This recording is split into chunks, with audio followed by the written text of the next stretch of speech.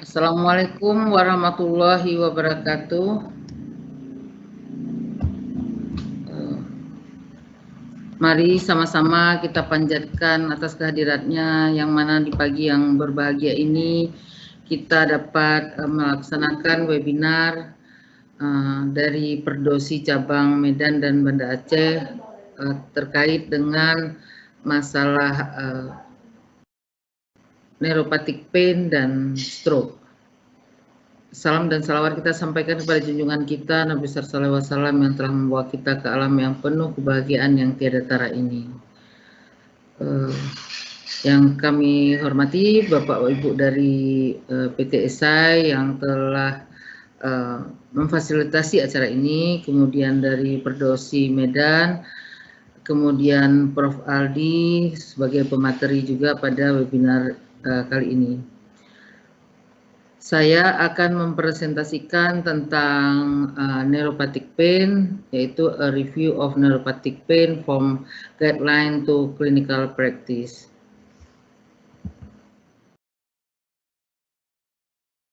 Neuropathic pain merupakan suatu penyakit ya, gangguan yang disebabkan oleh kerusakan dari sistem somatosensori dari tubuh kita, sistem saraf, baik itu perifer maupun sentral.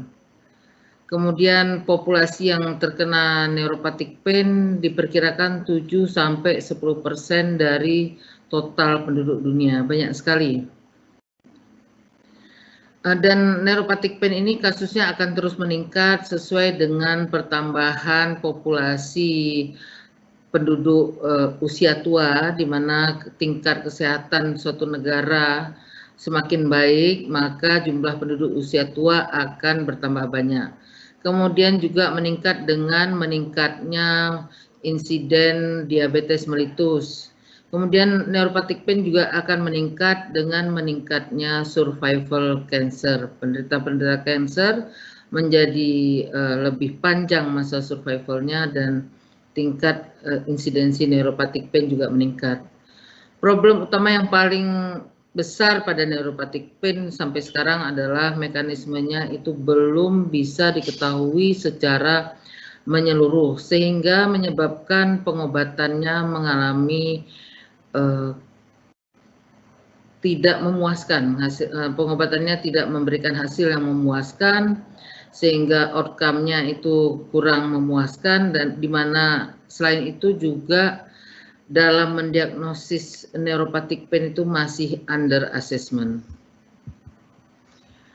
Dari seluruh neuropathic pain yang dijumpai, itu yang terbanyak adalah diabetic peripheral neuropathic pain.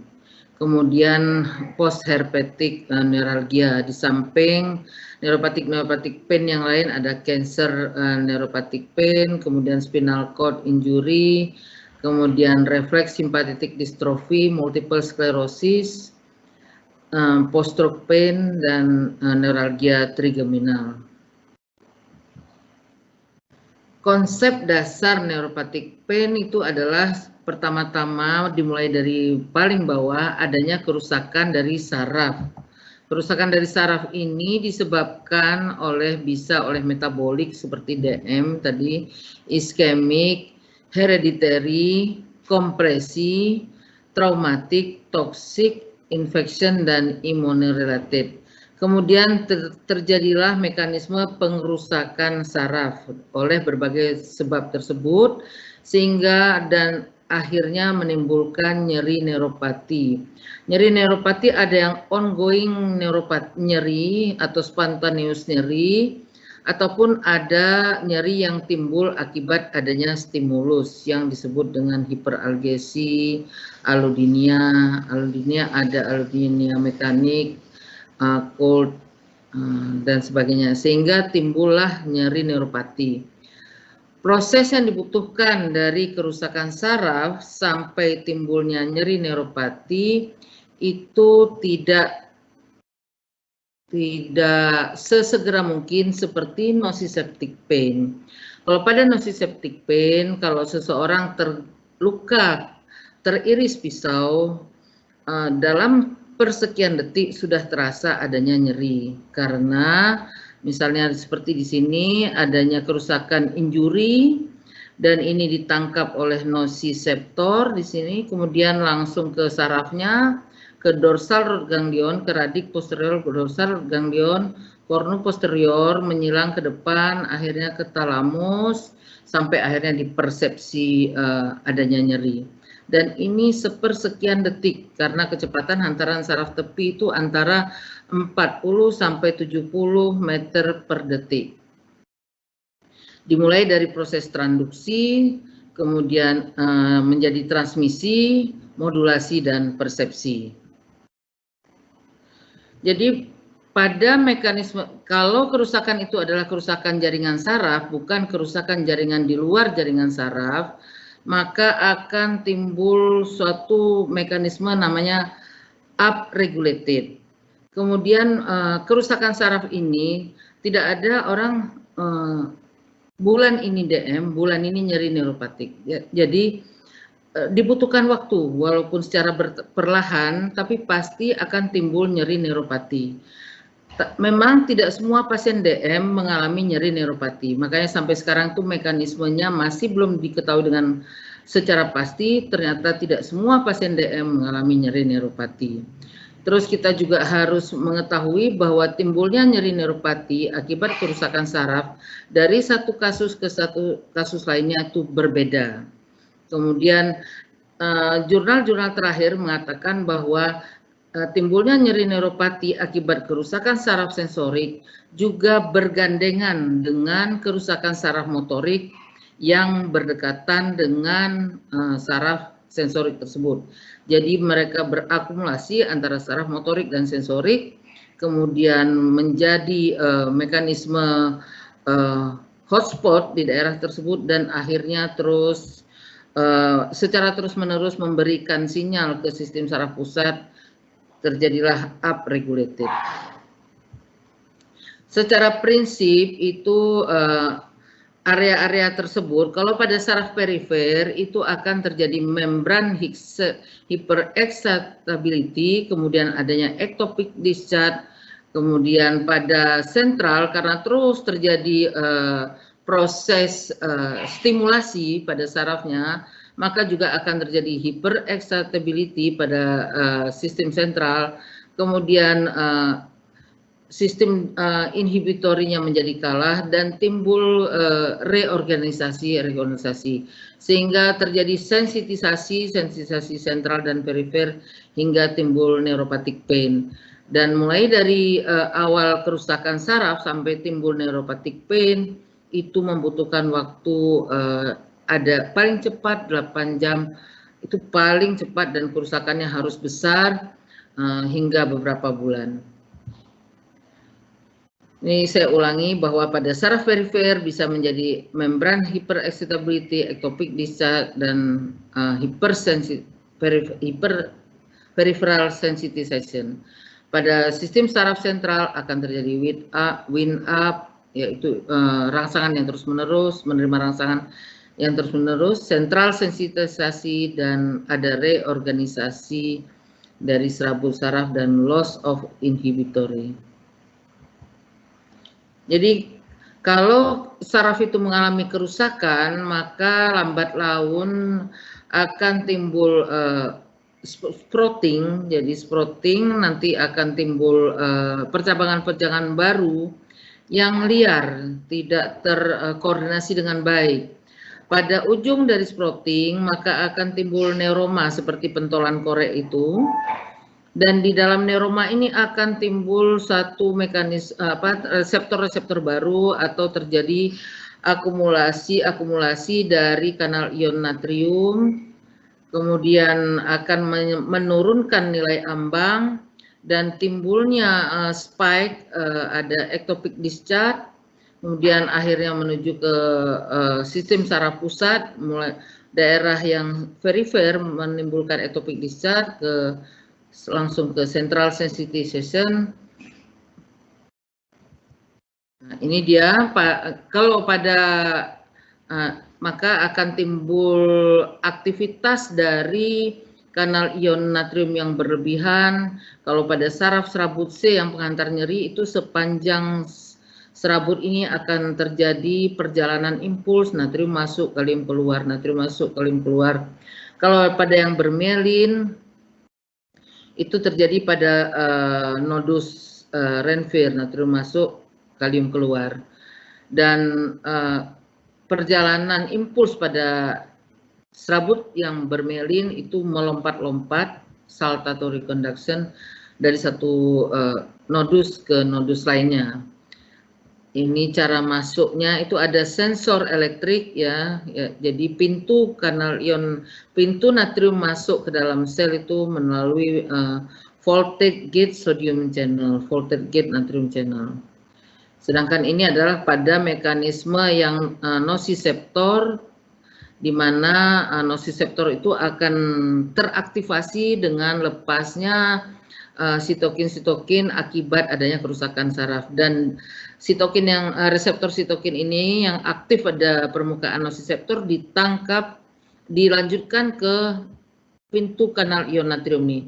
Ada kanal ion natrium 1,8, 1,9, 1,7, dan obat-obat ke depan yang paling ideal untuk nyeri neuropatik adalah obat yang mampu memblok hanya obat kanal ion natrium 18, 19, 17 atau TRV1, TRPA1.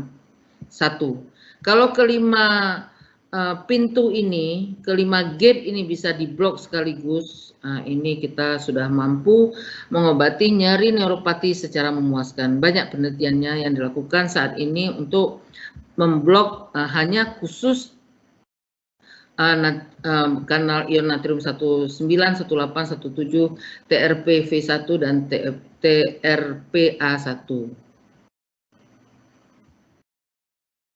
Aduh, kok Harley? Jadi pada serabut saraf yang mengalami kerusakan, putus tadi, ini dia pentolannya atau seperti bundaran ya, jendolan. Namanya neuroma. Nah, ini gambaran sprouting. Nah, sprouting, dan ini dia isi daripada neuroma. Isi daripada neuroma ini gimana saya mau hilangkan? Oh, ini ya. Nah, isi daripada neuroma. Pada neuroma ini timbul reseptor-reseptor baru, kemudian di sini juga ada akumulasi kanal ion natrium, kalium dan kalsium. Neuroma ini muncul karena kegagalan penyambungan kembali dari serabut saraf yang putus, tidak bertemu kembali sehingga ujungnya itu menjadi lepas, terbentuklah neuroma. Karena neuroma berisikan reseptor-reseptor dan kanal ion ini, maka menjadi hypersensitivity atau hypereksitabilitas. Nah, ini dia, ini serabut saraf yang mengalami demineralisasi akson, kemudian ini ada timbul neuroma-neuroma, dan ini nodus Renfier, ini melin yang rusak,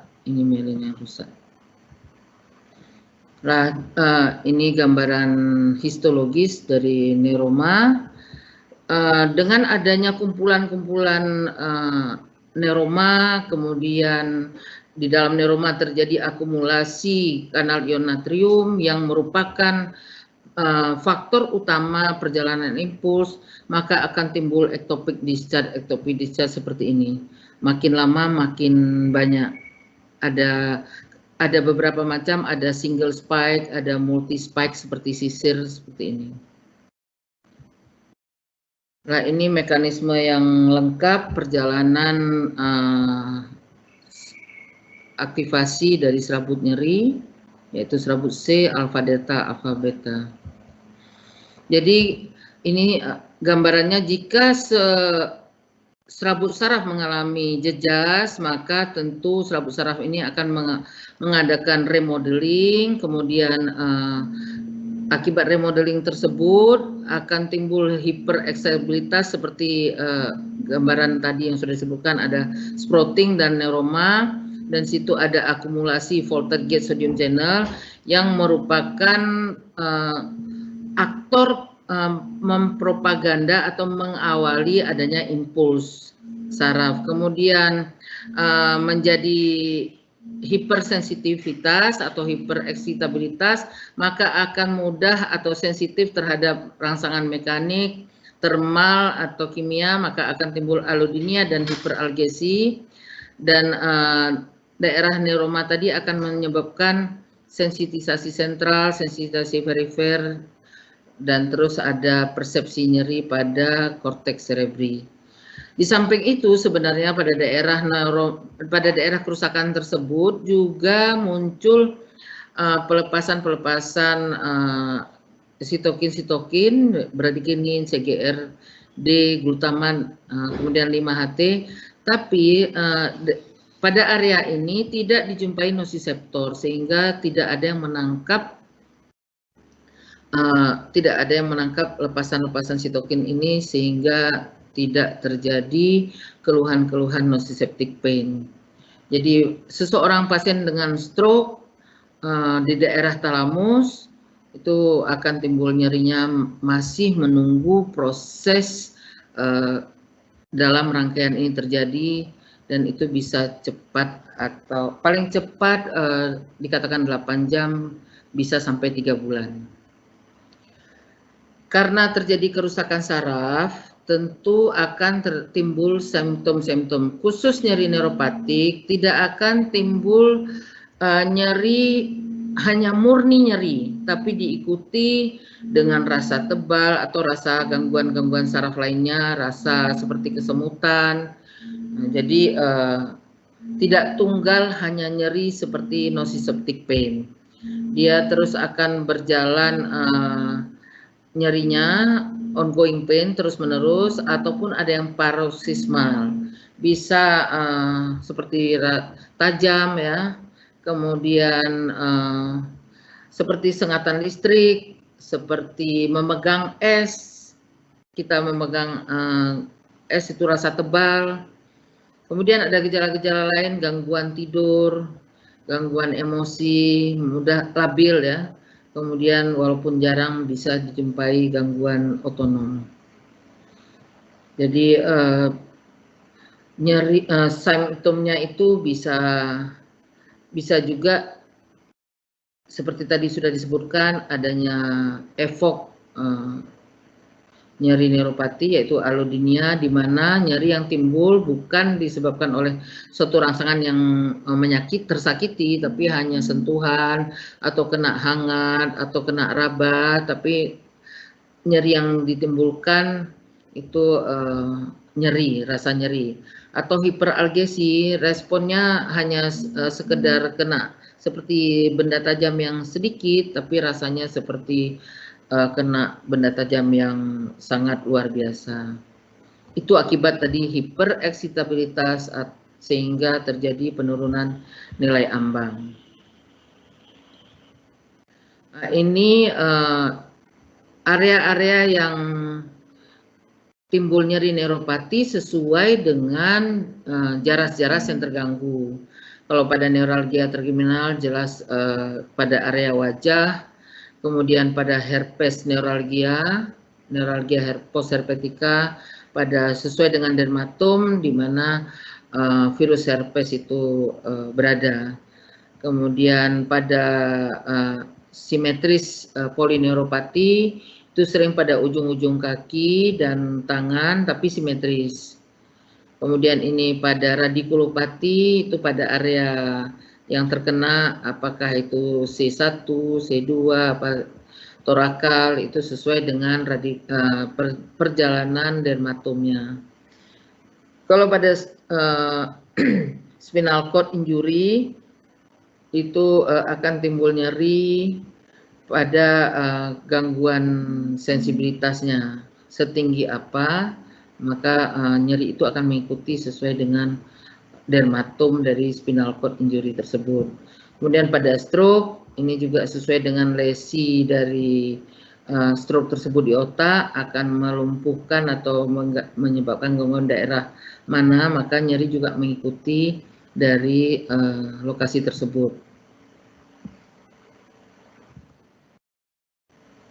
Ini keluhan-keluhan lain akibat nyeri neuropati, adanya gangguan tidur, terus seperti lesu, ngantuk tapi nggak bisa tidur, ngantuk tapi mau tidur nggak jadi tidur, kemudian sulit konsentrasi, terus gelisah, cemas, depresi, dan nafsu makan yang menurun.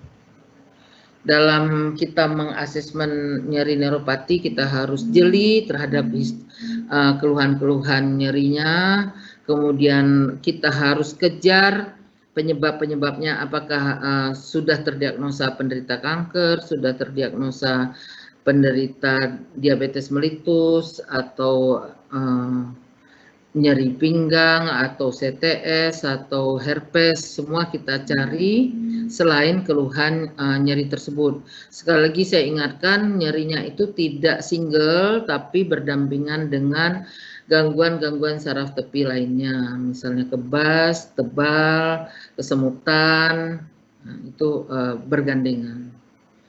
Kemudian kita juga bisa menggunakan alat-alat bantu, ya.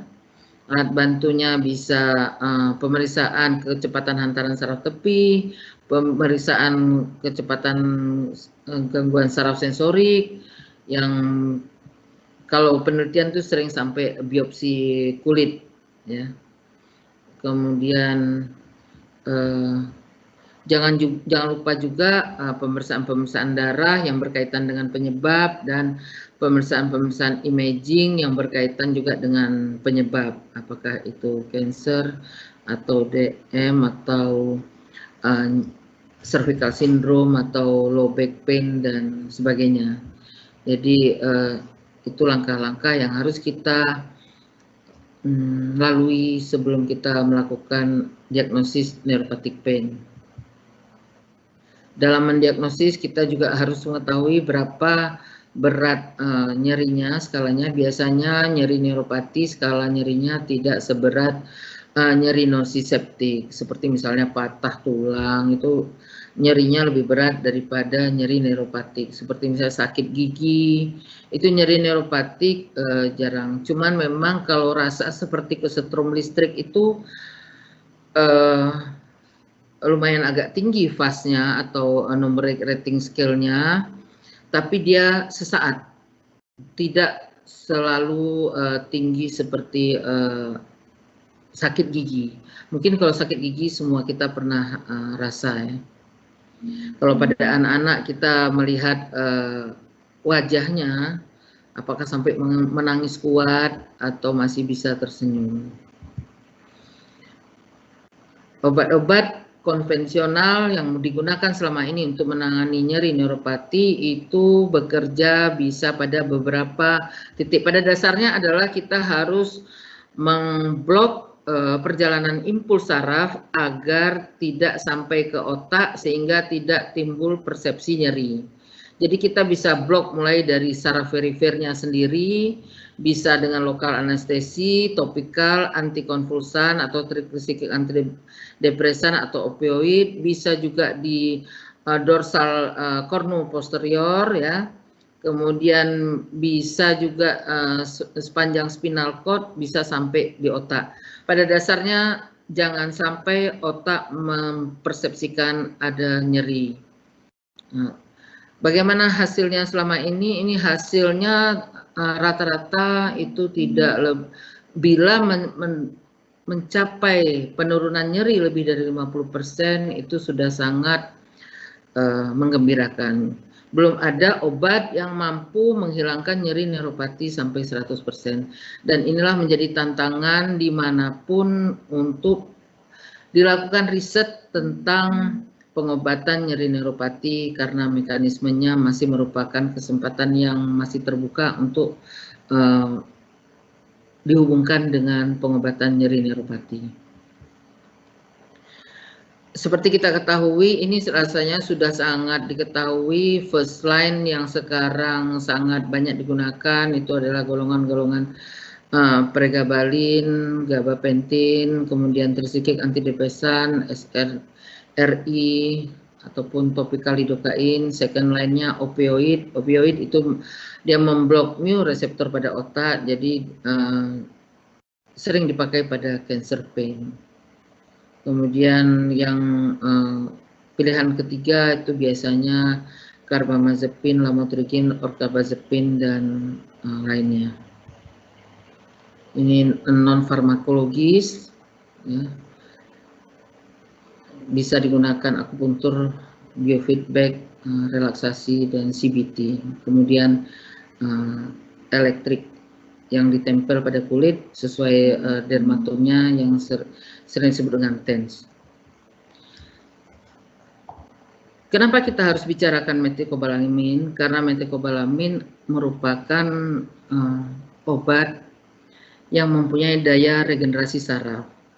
Tadi per definisi sudah disebutkan bahwa nyeri neuropatik timbul akibat adanya gangguan kerusakan dari saraf, khususnya saraf sensorik.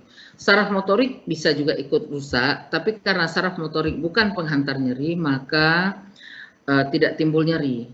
Tapi saraf motorik yang berdekatan dengan saraf sensorik secara bersama-sama akan berakumulasi menimbulkan nyeri neuropatik.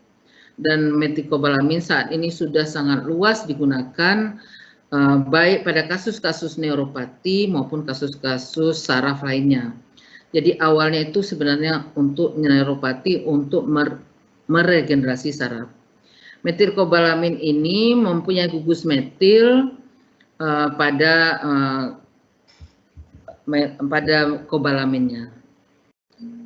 Metilkobalamin ini sebenarnya pertama kali ditemukan oleh ilmuwan Jepang, bersifat berguna sebagai koenzim dalam aktivitas, ada dua, tadi sudah disebutkan oleh Prof. Aldi, pada proses transmetilase dan satu lagi pada sintesa asam nukleat dan DNA. Dua itu reaksi yang ditimbulkan oleh metilkobalamin. Sehingga kalau pada transmetilase maka akan bermanfaat pada penurunan homosistein dalam darah sehingga sangat berguna untuk pasien-pasien stroke.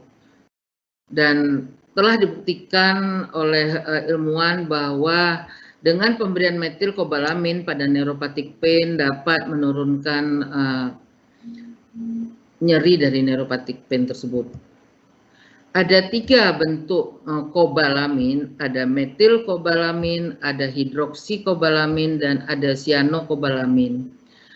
Bentuk yang paling simple, mudah langsung digunakan di dalam tubuh adalah metilkobalamin. Sementara cyanokobalamin dan hidroksikobalamin di dalam tubuh, dalam hati harus diubah menjadi metilkobalamin. Jadi metilkobalamin sudah tidak melewati fase-fase tertentu sehingga bisa langsung digunakan di dalam tubuh. Dan prosesnya penyerapan di dalam usus juga membutuhkan transporter tertentu sehingga usus yang sudah mengalami kerusakan juga harus akan mengganggu absorpsi dari metilkobalamin.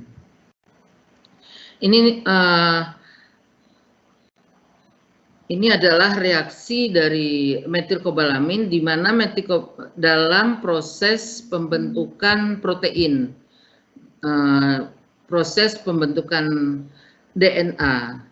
Jadi sel-sel tubuh yang banyak sel-sel tubuh yang bisa diperbaiki oleh metilkobalamin. Dikatakan juga bahwa selain pada saraf, juga pada rambut, pada kulit, juga dapat mencegah kanker. Banyak penelitian-penelitian lain yang sedang sangat dikembangkan tentang efek metilkobalamin pada organ-organ lainnya.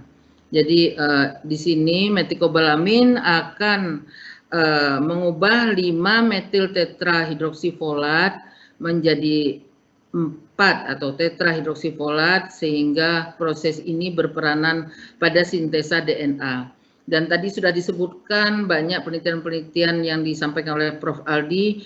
Metilkobalamin bergandengan dengan asam folat itu akan lebih memperbaiki stroke-nya, dan inilah reaksi yang dihasilkan oleh metilkobalamin bersama asam folat. untuk mensintesa timin sebagai bagian dari DNA. Reaksi yang kedua adalah pembentukan lecitin. Tadi metilkobalamin dapat mengubah homosistein menjadi metionin yang tadi sudah sangat jelas disampaikan oleh Prof. Aldi, dan akhirnya membentuk lecitin. Lecitin ini merupakan bahan dasar dari myelin. Jadi sedangkan reaksi sebelumnya yang tadi adalah sintesa DNA dan protein, itu sangat membantu dalam regenerasi akson dari saraf. Sedangkan lecitin sangat membantu dalam regenerasi myelin. Jadi akson terregenerasi, myelin terregenerasi. Penelitian-penelitian terkait penggunaan metilkobalamin dalam memperbaiki jaringan saraf yang rusak sudah lama dilakukan. Jadi tahun 81 metilkobal dapat meningkatkan transport tingkatan tinggi ke dalam organel dari serabut saraf. Kemudian tahun 70 metilkobal mempercepat sintesis dari asam nukleat, tadi reaksi yang pertama, dan protein. Kemudian tahun 82 metilkobal menstimulasi transport akson, dan banyak sekali metilkobal juga memperbaiki neurotransmitter. Metilkobal mempercepat pemulihan transmisi sinap, metilkobal menstimulasi regenerasi akson. Jadi antara akson, myelin, transmisi sinap itu semuanya terperbaiki dengan metilkobal. Ini penelitian kami juga menunjukkan bahwa metilkobal dapat menurunkan neuropathic pain.